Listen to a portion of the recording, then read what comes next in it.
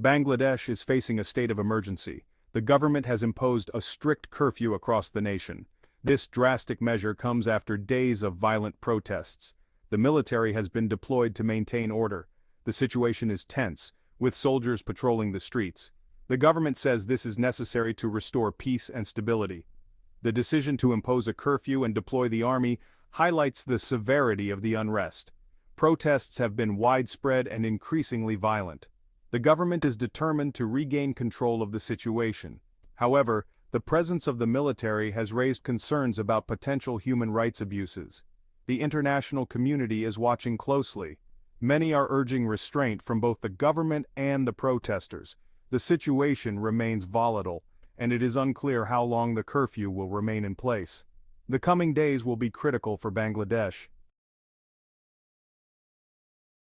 Adding to the tension, Bangladesh is experiencing a near-total communication blackout.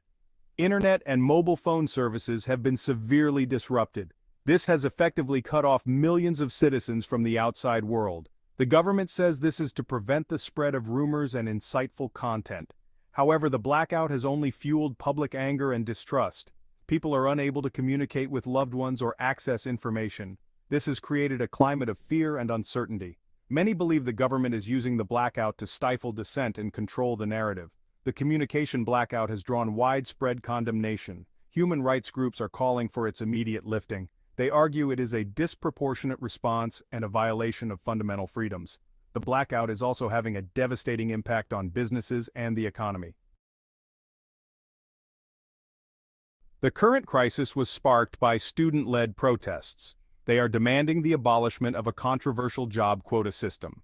The system reserves a significant percentage of government jobs for the children of veterans. Students argue that this system is unfair and discriminatory. The protests began peacefully but quickly escalated. Students clashed with police and members of the ruling party's student wing.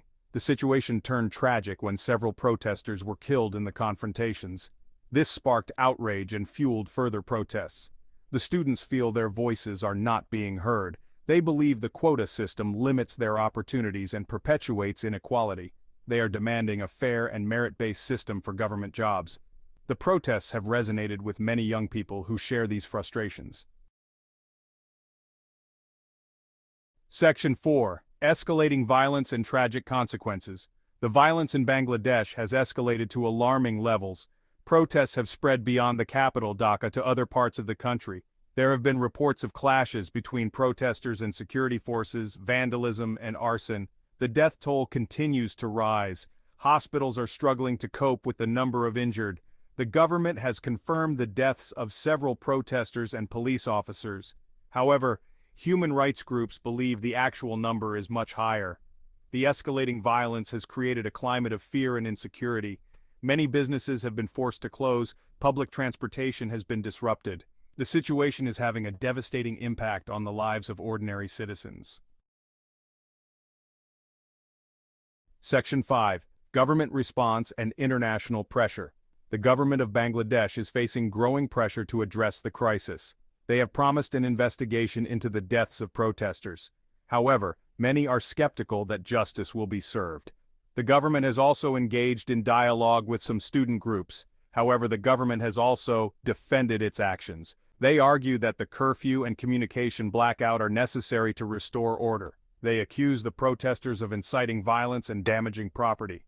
The international community is divided in its response. Some countries have expressed concern about the violence and called for restraint. Others have urged the government to respect the right to peaceful assembly. Human rights groups are calling for an independent investigation into the deaths of protesters and the excessive use of force by security forces.